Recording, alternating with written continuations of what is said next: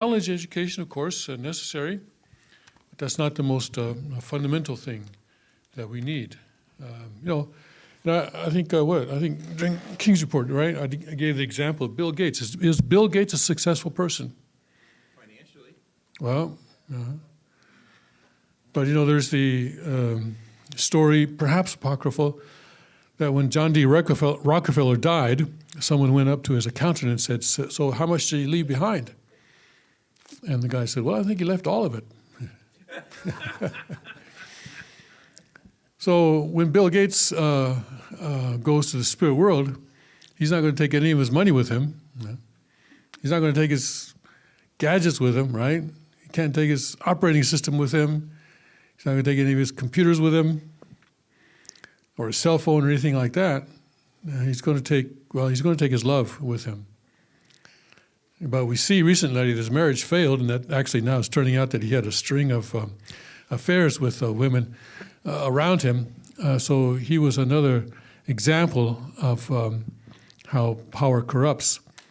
And, just because he happened to have more money than anybody else, so he felt entitled to be unfaithful to his wife or to not have a faithful marriage, which was, not really something that was centered on God in the first place. So from the aspect that we're supposed to be spending our lives here preparing for the next life, Bill Gates is a failure. Jeff Bezos is a failure. Because he also recently went through a divorce, and his marriage failed as well. So these people, it's fine, but they gave jobs to a lot of people and stuff like that. But when they get to the spirit world, they're going to discover that they have not done the most essential thing, which is to go through the four realms of Shimjung. The irrepressible love of a child, sibling, a husband and wife, and a parent. They're going to be surprised, and many people are surprised when they get to spirit world. Not the least of it, because sometimes often they don't even realize that there is such a thing as spirit world. But that is our end goal, and so if you don't accomplish that, then you're really not accomplishing anything. Oops, here I fiddled with my cable again. Okay, there we go. Okay, I've got to be careful with that. All right, so more fundamental than anything is the idea of the completion of the character, completion. But in order to do that, of course, you have to have a spouse who's going to help you. And you have to help her or him also, because we cannot reach completion alone. Shimjung of the husband and wife, and Shimjung of parent, is not something that we can do alone. So let's go now to the final human revolution. We've had the Industrial Revolution. We've had political revolutions. We've had religious revolutions. We've had cultural revolutions. Well, did they solve the problems? Well, no, they didn't. Let me get my pointer out again. And have they created a unified world of peace? No. And again, unified does not mean that everyone, same cookie cutter type of thing, but no, just that everyone is pointed in the same direction. That we're not pointed against each other, but we're working with each other to create a world of peace. So in other words, we have God as our common parent, and we understand the purpose of creation, and we are all working together to accomplish God's purpose of creation. So did they create a world of happiness, a happy world? No, they didn't. And they're not going to. This international, panel on climate change, IPCC, they announced their most recent, I think they said groundbreaking report, right? Have you seen the groundbreak? No. They say that's what they're calling, groundbreaking report on on climate change. We got to hold it to 1.5 to 2 degrees above pre-industrial revolution levels, or else, boom, we're all going to die. They're not going to create a world of peace. They're not going to create a world of happiness, especially with their top-down, globalist, communist, fascist way in which they are trying to govern the world. So human revolution, though, is that, and in past revolutions have been done by guns, swords, and force, but how will the human revolution take place? A true education, because God is not a dictator. He's an educator. And throughout all these millennia, he's been, in hundreds of thousands of years, he's been trying to educate human beings. Don't eat of the fruit. That was education. The laws of Moses, that was education. Right? The gospel, that's education. All the prophets that came in the Old Testament, education, education, education. And not only that, but God is actually speaking to all of humanity all the time, 24/7. Someone asks me, do you think that God speaks to you? I would say, yeah, he does. In fact, I think he speaks to you as well. I think he speaks to all people. He's speaking to all people 24/7, but just that we don't always have the ears to hear. He can speak to us all he wants, but we have to have the ears to hear. And if you think he doesn't exist, that certainly does not help, right? Because then you're not even listening. How can you listen to someone? How can you hear someone when you don't even think that they exist? So it's been a difficult process, and yet God has brought us to this point, where we had Jesus coming, and would have been great if everything could have been accomplished then, but it wasn't. So he promised to return, and he has returned. He did return, and he went through. Let's see, what is it now? 1935 to 2012, what's that, 77 years of work here, and especially 67 if you take it from 1945, the beginning of Father's public ministry, 67, right? Yeah, 67 years. And he accomplished all the conditions that are necessary for Cheonryuk to be established. So there's no reason for the Messiah to come again. One thing, he's established all the conditions. Second thing is that he has a physical son who is also his disciple, who is present on earth now. That is the second king, Hyungjin Moon, who is on the earth, who is representing him and through whom he can work. Jesus didn't have that. He had spiritual sons, his disciples, but they were not his direct sons. They were adopted sons. So the Messiah does not need to come again, but he is now also, because now the position of Adam, position of Eve, position of Cain and Abel have all been established. So now we are at the starting line since almost 4 years ago now. So how will the human revolution take place? Through education, true education. And true education means, first of all, educating the character and helping a person to reach that point where he can receive the blessing. And then the second stage, the family, and then knowledge education on top of that. But it does not have to go, 1, 1, 1, 1, 1 like that. But there can be a lot of overlap there. So what will be the true instruments of the human revolution? The true love and principle with their source in Shimjong, the human revolution. So it takes place through education. So what about all these, the rod of iron that we talk about? Well, that's for self-defense. And we're protecting our families, we're protecting the kingdom, because right now the kingdom is very, very small, and there will be forces that may try to take it by force. And so we are willing to offer our lives, if necessary, so as to protect that kingdom and our families here. Okay. So Shimjong Revolution is the root, and from there, true love, that's the flowers and fragrance, and then true character is like the fruit, and then absolute sex revolution, a true family. So this will be the final human revolution that will take place and will actually bring about a world of peace. People talk about the danger of a utopian thinking. And in the past, utopian thinking was dangerous because it was always a kind of a top-down situation that someone was trying, okay, here it is. Here's my ideal for the world, and I'm going to force you to accept this. That kind of utopian thinking certainly is dangerous because it is despotic, it is tyrannical. But God's utopian thinking is the opposite. First of all, because he created the world, and so his design is what's now being effected, and it's from the bottom up. It's bottom up, and it has to be voluntary. People have to make the voluntary choice to enter the kingdom of heaven. You can't take a person dragging and, you can't drag a person kicking and screaming into the kingdom of heaven. Although there is a temptation to do that sometimes, but person has to choose on their own. So, okay, yeah, I'll go this way.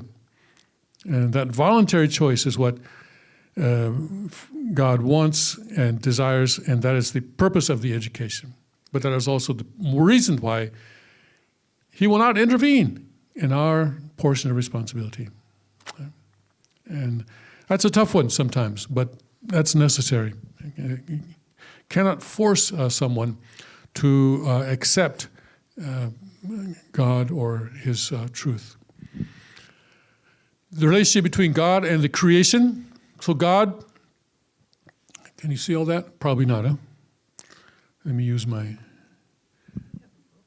Oh, you have the book? Okay, that's right. Okay. I was going to use my handy-dandy thingy here, but anyway. All right, so, well, let me do it anyway, just for fun. Okay.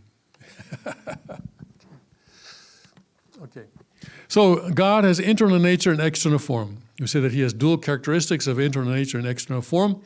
This is between the two dual characteristics. This is the more fundamental one, the primary one. And internal nature we refer to in Korean as seongsang, and external form we refer to as hyongsang. We keep using the Korean terms because internal nature is very sort of a ballpark translation. It's good enough, but for now, but seongsang and hyongsang. Okay. And then each of these has yang and yin. Yang here is symbolized by the plus sign and yin by the negative sign, minus sign. So, easy to understand. Human beings, we all have bodies. Some of us have a male body, some of us have female bodies. So that we have two dual characteristics. One is the internal nature is a form, other is a yang and yin, but one is more primary than the other. So with his principle of creation, he creates all things, and he has developed individual truth bodies. Each truth body is unique. No one in the past looked like me, and no one in the future will ever look like this particular Tim Elder. I am unique, past and present and future.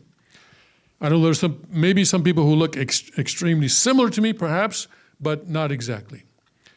Now, human beings are created in the image of God, but all things, in other words, all things refers to all of creation aside from human beings, and that would include the angels, by the way. All things are like the symbol of God, the image of God, which can be compared to like a map. This is the image, whereas the symbol would be kind of like the flag of a country would be a symbol, right? So there is a distinct difference between human beings and the rest of creation. There are a number of ways in which we are different from the rest of creation. For one thing, we have a portion of responsibility. Others don't. We exist both in the spirit world and in the physical world. We act as mediators between the two. Other parts of creation don't. Cats and dogs, they don't have spirit selves. So now human beings have a mind and body. All things have an inner nature and also an outer form. So then, let's see, let's bring this back down. How do I do that? Okay.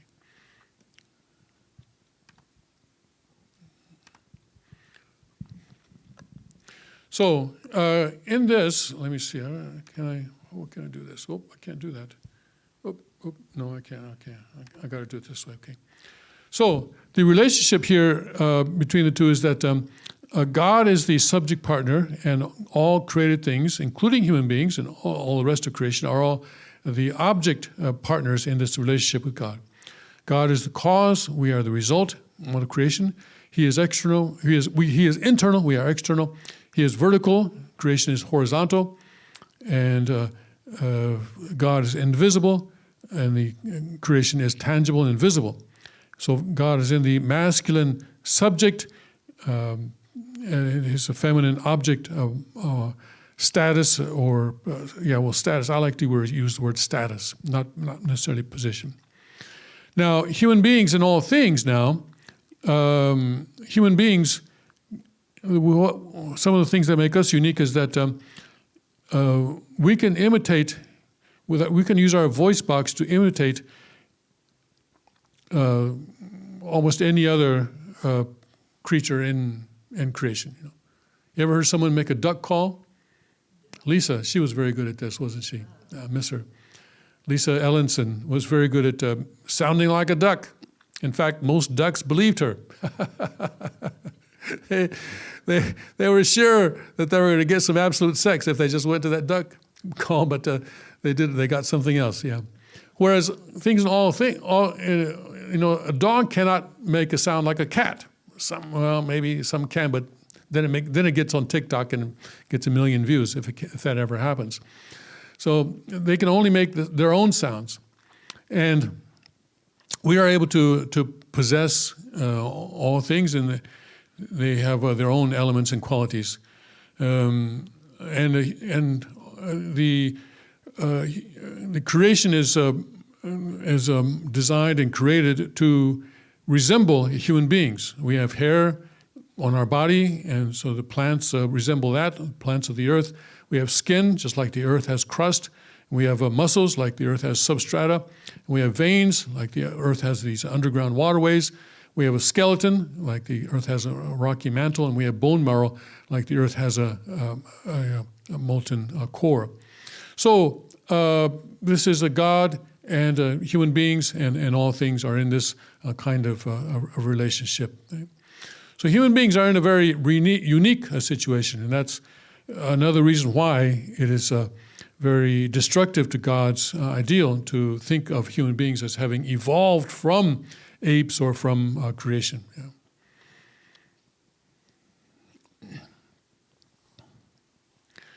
So looking at the I Ching in the Bible, the I Ching, the Book of Changes, that was really sort of popular in the United States in the 1960s, 70s, sort of studying Eastern philosophy and perspective of principle of creation. The I Ching, or the Book of Changes, believes in a great ultimate. This is how they see sort of this is their sort of primitive understanding or pagan understanding of God. And so they have yin-yang, and they have from the yin-yang comes the 5 elements in all things, and from the Tao, which is the way, 1 yang and 1 yin, this is the way, is one of the quotations from Taoism, and the way is the word. And in the Bible, John 1:1, in the beginning was the Word, so also through the Word God created all things. And so this slide attempts to make that connection between the Eastern philosophy and the biblical teachings.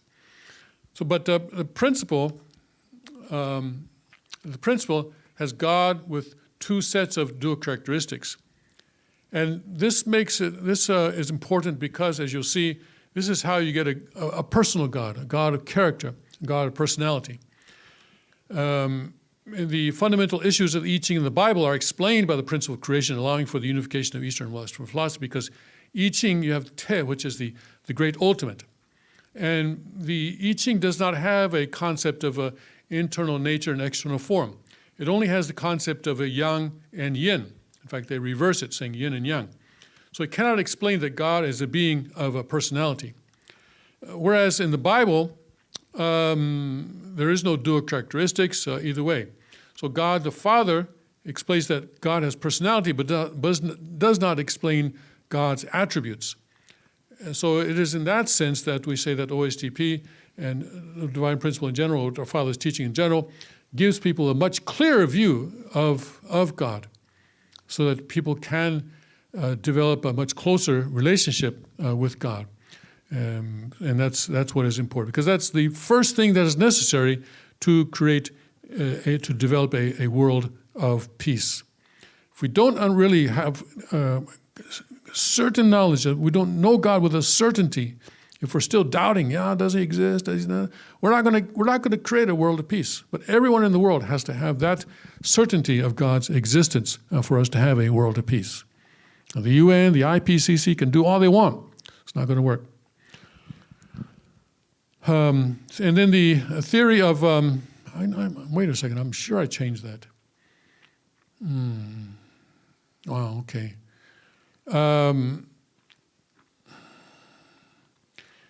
I changed this to, I don't know how that change didn't get through here.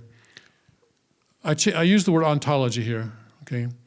Western and Eastern ontology from the perspective of principle of creation. Oh, where's Carrie? Okay, we'll tell her later. What did you change it to?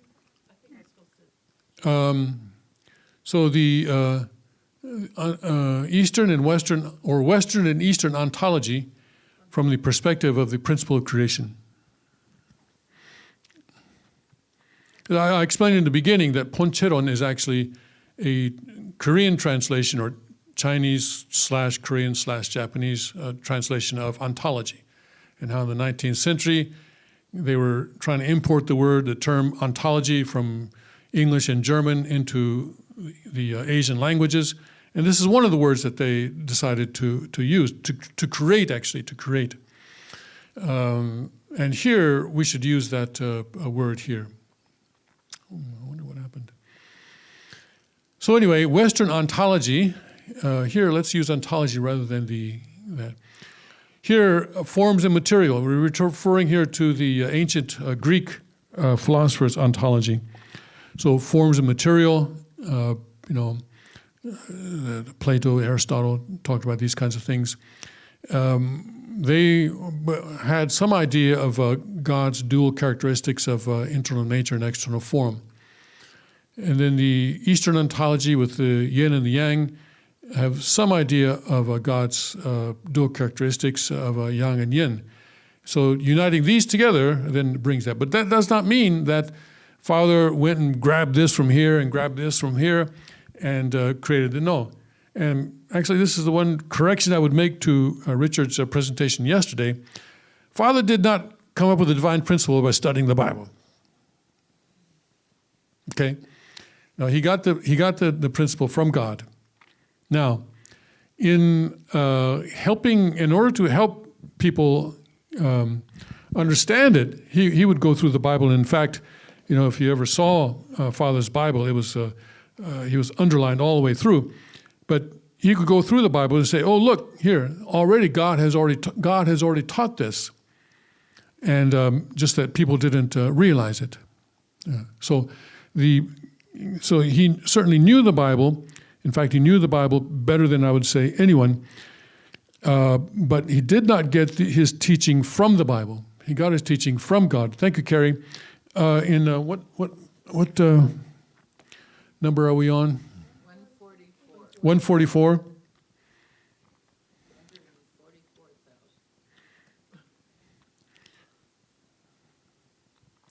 I don't know how this change didn't make it into the book. It concerns me a bit because I wonder what else didn't make it. But in 144, I know I changed the title of that. And I know I used ontology instead of original substance. So it should be Western and Eastern ontologies from the perspective of the principle of creation.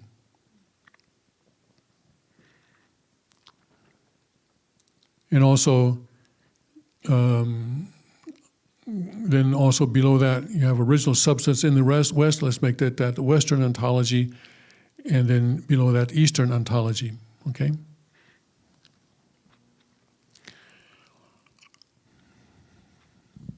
All right. So, so Father's talking about then uniting Western and Eastern culture. Father sees that God's truth is not all communicated to just one place. All right, sure, he has his main thing like Christianity, and a lot of it is communicated in Korean tradition, although Korean tradition is pagan. So, okay, if we're going to go only with Korean tradition, then men should have many concubines, right? If we're going to go with Korean tradition. Yeah, Korean tradition is not itself God's tradition, okay? I used to have fun with Korean people. Yeah, one of the reasons perhaps I don't live in Korea anymore. Anyway, Western, so also Western culture has received a lot of God's truth. And the Constitution of the United States would be one of the ways in which God's truth was communicated to Western culture. The whole idea that we have inalienable rights that come from God, not from government. This is a truth of God that has not been communicated to Eastern culture, but it is communicated to Western culture. So there are parts of each that need to come together, but coming together centering on God's truth being taught in the OSDP. So then we can create a unified culture. Yeah. People in the East need to understand that God did not give the right of gun ownership only to Americans. Right? Did God only love Americans? No. So when I speak to a group of Japanese, I say, "Do you have a Second Amendment right in Japan?" And they say, "No." And I said, "Yes, you do. Yes, you do. You do have that right, just that your government does not allow you to exercise that right. Your Constitution, your laws don't allow you to exercise the right, but you do have the right, because that right is from God, not from your government, and it is inalienable. Yeah. No one can take it away from you. You cannot give it up." Yeah.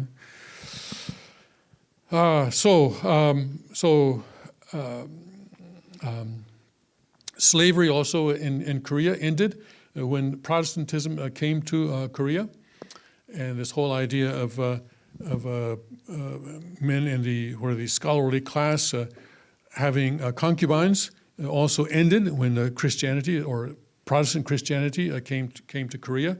So there is a kind of a unification of a culture going on there. But also we have a lot to learn from Eastern culture, particularly Korean culture, but also from Japanese culture as well.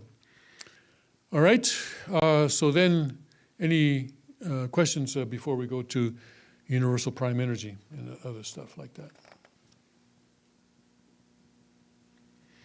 Okay, and let's go.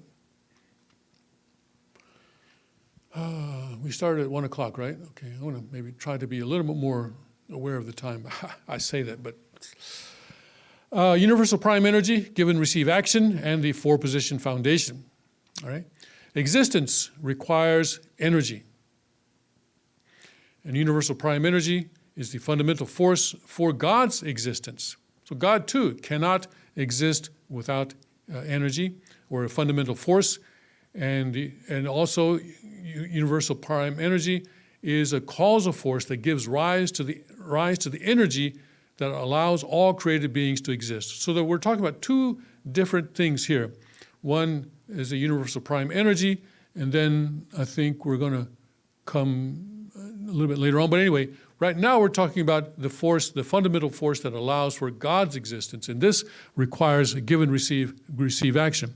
And that's why there are dual characteristics, because there's always then flowing and moving like this in God.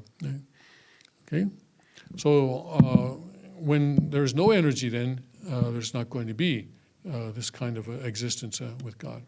Without exception, all existences require energy and force in order to exist. This is true for God as well. God himself requires a force in order to exist. Universal prime energy is the fundamental force that generates the energy required by all beings created by God for their own existence. So we're talking about universal prime energy that is what allows God to exist, but also that generates another energy that is required by all beings. because God is absolute, unique, eternal, and unchanging, the force of God's existence, namely universal prime energy, is itself absolute, unique, eternal, and unchanging. All right? We clear on that? Yeah. Then give and receive action. For a long time we translated this as give and take, but I'm glad we switched to give and receive, because that's what it is. We're not taking, all right? We're giving, but we're also receiving. So universal prime energy, okay, centering on universal prime energy, we have a give and receive action between the internal nature, which is in the subject position, and in the external form, which is in the object position. SS is Songsang, HS is Hyongsang. And then this gives rise to the energy that allows for existence, multiplication, and action of all things. So here, universal prime energy is causal, subject, and internal. And then through that give and receive action, then there's a force of give and receive action and this creates an effect, which is object position, object partner position, and it's an external. So in the 원리본체론, that's what we're studying, the original substance of divine principle, which is the unification principle, when Seungsang and Hyongsang establish a reciprocal relationship, all right? They're reciprocating with each other to form a reciprocal common base. The phenomena of giving and receiving something takes place. This phenomena is what we call give and receive action. There has to be a reciprocal, a common base. We have to have a common base. For example, language gives us a common base. Right? If I were here talking to you in, let's see, some of you speak Korean, but suppose I talked to you, gave this lecture in Japanese. Right? There's no reciprocating, right? You're just sitting there, right? So I'm talking, but there's no reciprocating going on. There's no give and receive going on. But because I'm speaking in a language that you understand, you're able to receive it and then also give back and ask questions. So that language is an example, common language is an example of a reciprocal common base. And there are other, you can think of other examples as well. Yeah. For example, if you have an interest in the same thing, two people are talking about fishing. Well, a person who's very interested in fishing, talking to a person who couldn't care less about fishing, there's no reciprocal common base there. And that conversation is not going to go very well. Yeah. There has to be a reciprocal common base there. So, and then the phenomenon of give and receive, receiving something takes place. And this is what we call give and receive action. And this is where then, this is important, but that's where the energy for existence, multiplication, and action comes from. This is what is taking place here within God.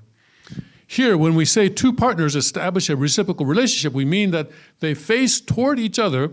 They're not, they don't have back-to-back, right? And when they say that they form a reciprocal common base, we are saying that they establish a reciprocal relationship centering on a common purpose, then engage in give and receive action and exist by establishing a reciprocal common foundation. Okay, so then, right? So it has to be, so centering on God's, the purpose would be God's 심정, and then the internal nature and external form, forming a reciprocal give and receive action, centering on God's 심정, that irrepressible love, and then then we have the unified or unique body. Okay. And then two preconditions necessary for give and receive action. In order for give and receive action to be engaged, there are two preconditions. First is that a center must be established prior to give and receive action. So always, Father was always talking about center. What's centering on this, centering on that. And I did a Google search one time on the Korean edition of Google, centering on, to see how it's used in, common Korean vernacular conversation. Well, 90% of the results were all from Father, or from someone quoting Father. So this is kind of his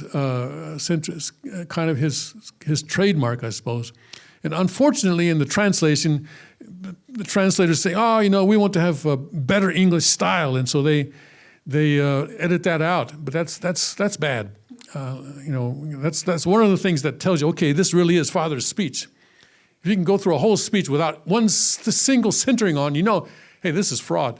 This is a fake speech, or at least it feels like it. Center, there has to be a center. So what are you going to center it on? You're going to center it on God. You're going to center it on God's purpose.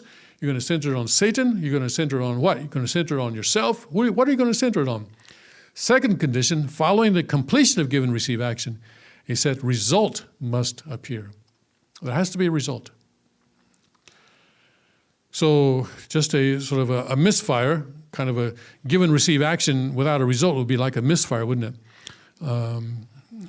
A reciprocal action that involves no center or no result is nothing more than reciprocal action. It is not give and receive action. The center of give and receive action between God's attributes is in some cases 심정, in other cases purpose. So when it is a 심정, then it is a unified body, a harmonized body. When it is purpose, then the result is a multiplied body, a new life body. When 심정 is the center, the result is a unified body like this. And when it is purpose is the center, it's a multiplied new life body, a new baby or a new tree or a new animal. Right? Properties and features that give and receive action in any situation or at any time, give and receive action displays fullness, harmony, and fluidity. And this principle is very important for us to understand human relations and how to diffuse difficult situations. So get the center onto God. Get the center onto God. For example, when we sit down with someone wants to talk to us, and so, okay, well, first let's pray. Then already, boom, you're making God the center of that conversation. And then you can have a give and receive action, and then hopefully there will be a good result from that conversation. So that prayer in that instance is very important in placing God at the center of that conversation or of that relationship. So also if families pray together, husband and wife pray together, putting God at the center of that relationship of the family, of the husband and wife. And then things can go much better than they might otherwise. So all beings are relational beings. All beings are relational beings. Yeah. Why are they relational beings? For the sake of give and receive action and development. Because without give and receive, you don't have energy. And without energy, you don't have existence. You don't have multiplication, you don't have action. And so God created things as relational beings, in other words, as subject and object beings, so that there could be this give and receive action, so that there could be multiplication, there could be action. So then subject, partner, object, partner, human beings, parents and children, husband and wife, teacher and student, superior and subordinate in a company, there's the supervisor and the supervised, employer and employee, and there's one that we always have trouble with, government and citizens. And we talked with Reverend Yu, and okay, well, here we have an asterisk. The government connotes here is the Constitution of the United States of Cheongguk. Okay, we'll live with that.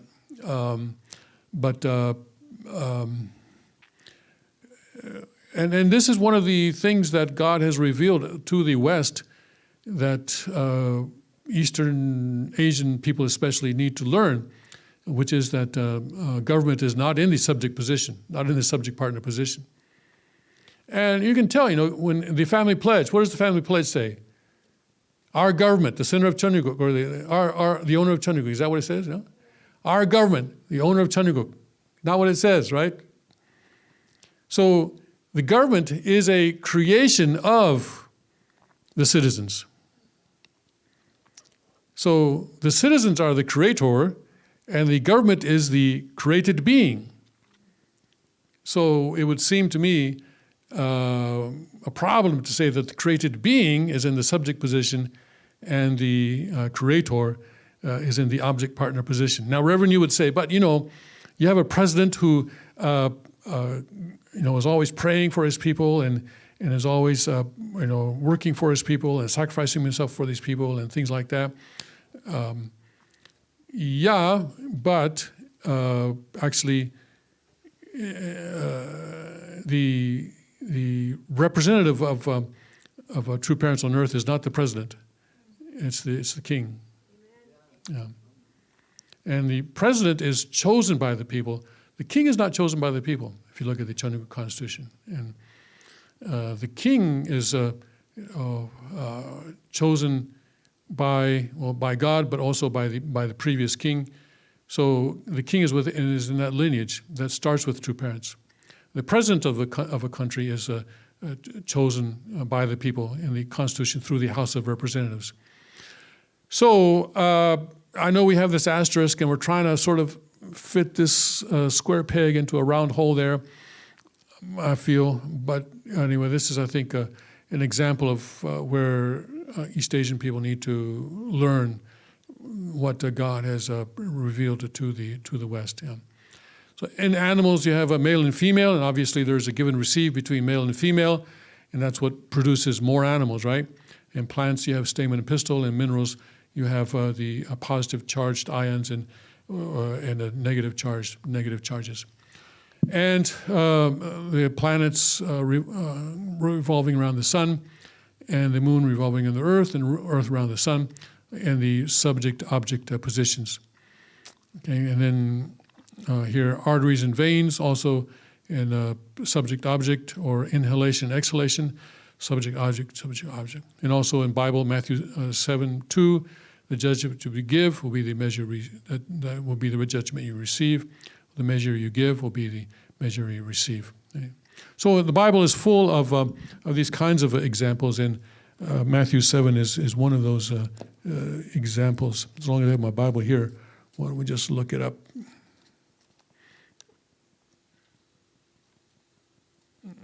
Come on now.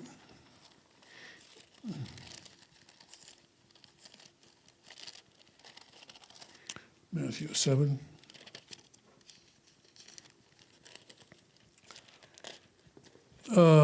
Judge not, that ye be not judged. For with what judgment ye judge, ye shall be judged. And with what measure ye mete, it shall be measured to you again. And why beholdest thou the mote that is in thy brother's eye, but consider not the beam that is in thine own eye, and so forth. So this is a give and receive, give and receive, give and receive. So do unto others as you would have them do unto you. That's also a kind of a give and receive action that is given in the Bible. And that give and receive action is created by God so as to have multiplication, so as to have energy, so as to have action in the world. Because if we were all just sitting here, right, then what fun is that? Again, solitary confinement is considered a very inhumane form of punishment for that reason, because you cannot have give and receive action with anything.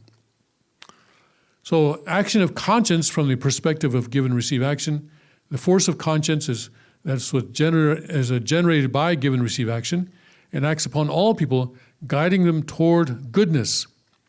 And true subject partner and the true subject partner of the conscience is God. Okay. Now, we have original human beings and we have fallen human beings.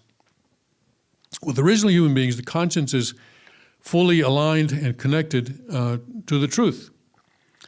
And so, yes, the conscience drives people towards God. But in the fallen human beings, the conscience is actually connected to a mistaken understanding of the truth. For example, the good of the Communist Party, right? To give an extreme example. The good of the Communist Party, that's what we want. Yeah. Or something like that. And also, one of the reasons that we have so much division in America today is because people have a different understanding of the truth.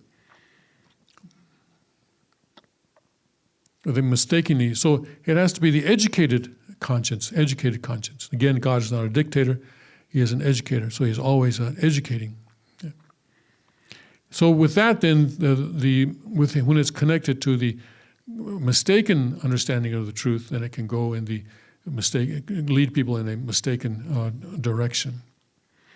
But then, when actually many of our early members in Japan and also in the United States are reformed communists, or reformed Marxists, or reformed liberals, because they come to a better understanding of the truth and say, wow, this is actually what I wanted in life. This is the truth that I was looking for. And they become some of the most fervent and loyal members once they realize that. Yeah.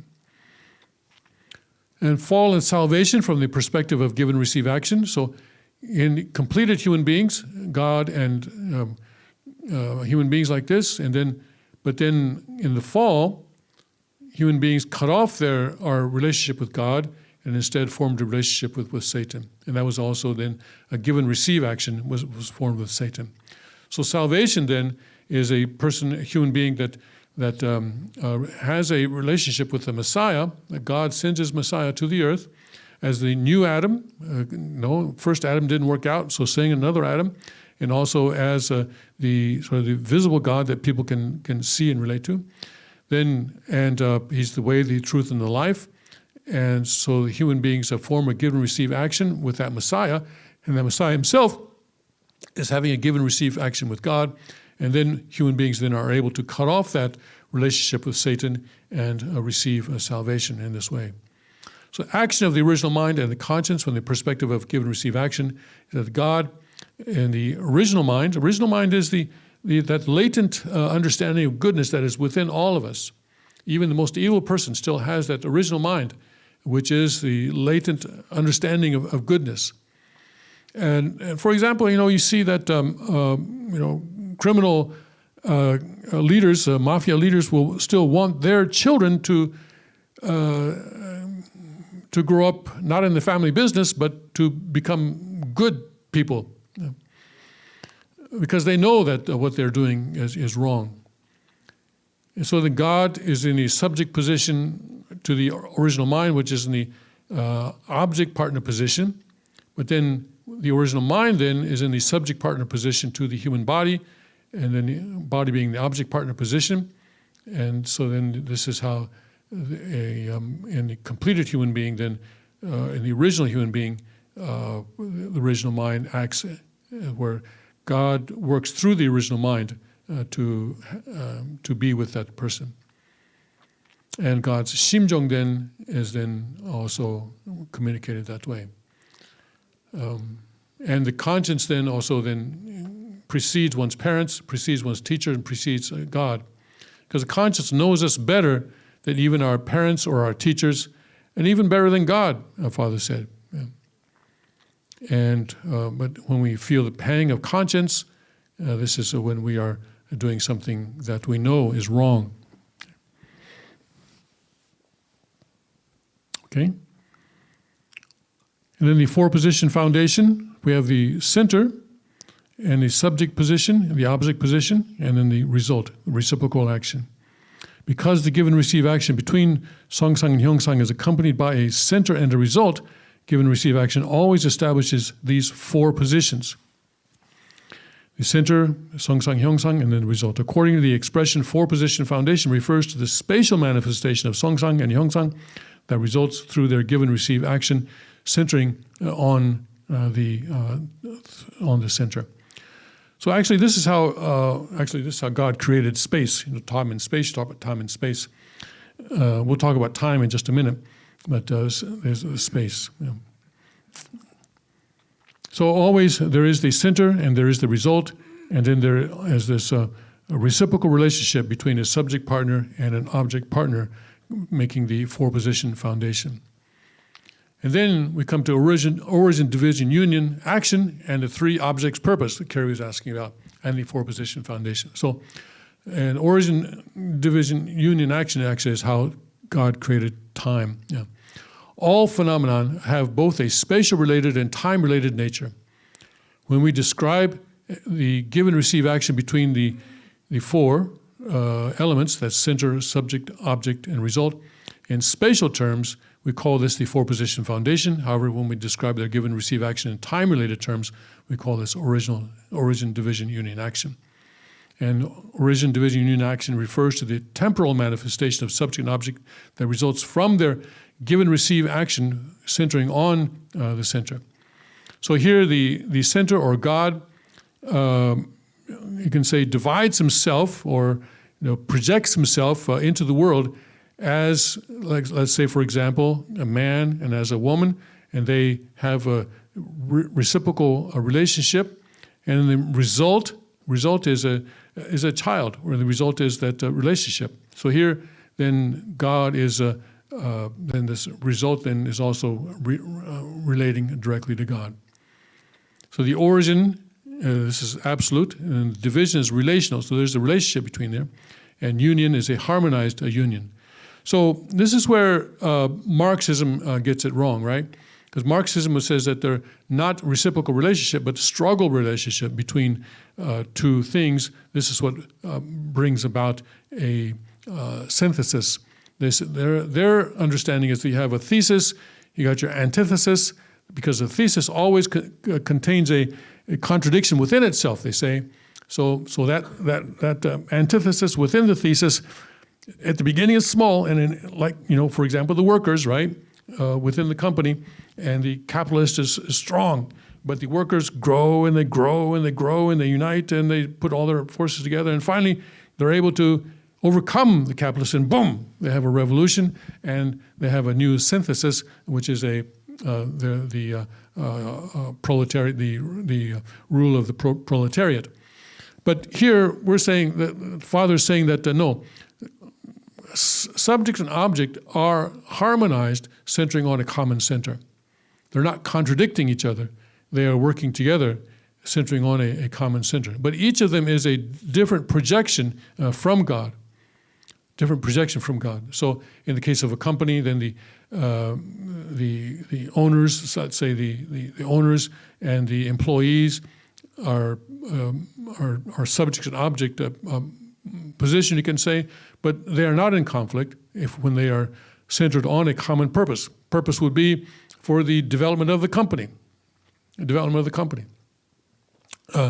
then the result then would be a higher financial result. So that is a fundamental difference between Father's teaching and leftist, Marxist teaching, such as in critical race theory. Critical race theory tries to create that kind of struggle relationship, contradictory relationship between two things here. But no, that's not the case in Father's teaching. No, that the people just have to come together, centering on a common purpose, and then that the result will come. And then origin, division, union, action as well.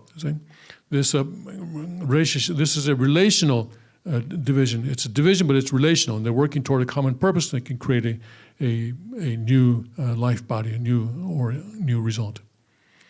So origin, division, union, action is the action in which God stands in the origin position, and division extends from him, with the division next being reunited again in oneness. So, so a new sort of something that resembles God is created, and this is the way that the things are multiplied in the world. And here there's a satanic theory. Here we have thesis, antithesis, and synthesis. Marx took this from Hegel, but kind of twisted it from Hegel. And then this is where really that is the thing that has been tyrannizing humanity for almost 200 years now. But we need to understand that God's principle is the origin, division, union, and the division is not a contradictory division. It is a reciprocal division, and then union. And here they have a new synthesis. So this is the dialectic. This is the material dialectic here. Confrontation is struggle or hatred. So they say, oh no, love trumps hate, love trumps. But they are creating hatred, and they are utilizing hatred for their own political purposes. And this is the example that we have in dialectical materialism and a Feuerbach's materialism and Hegel's dialectic. These were sort of fused together by Marx. But here in Father's teaching, it's the law of give and receive. Give and receive action is love. Give and receive type, oneism, and development through 3 stages. So this is development. So development does not take place through struggle, as Marxism says. Instead, development takes place by harmonious reciprocal action centering on a common purpose. Yes, Carrie? Yeah, it's just reflecting as you were talking about the point of Father saying center. It's how that appears so often in his speeches, and I was just thinking, comparing, satanic theory and God's principle, that in reality, when even though people may be working together centered on God, the reality is life is messy, and there can be conflict in people's relationships and conflict within an organization. But that's why the center is so critical, because if you really are centered on God, then you keep going until you get to that harmonious place. And how, with critical race theory, that the center is that there's a basic oppressed and an oppressor. So no matter how much you may like somebody else or how much you may work together, the center is something which is split. Yeah. So it just really highlighted for me when you talked about what we center on. Right. We can have a difference of opinions. But as long as we are focused on a common center, then we can develop. Yes, Scott. Hello. My 2 cents, going back to 1965 with some experience with Dr. Timothy Leary, they always bandied, the group, the people, the community, always bandied about the word center yourself, center yourself, center yourself, with no explanation, of course. And it took me years finally to, this is my understanding and belief, to be centered means to have mind-body unity. Now you can do something. That's what I got. Okay, great. Yes, thank you. All right, thank you. Let's take a break, and we'll come back at 2:10, I guess. Yeah, we'll come back at 2:10 and continue. Thank you.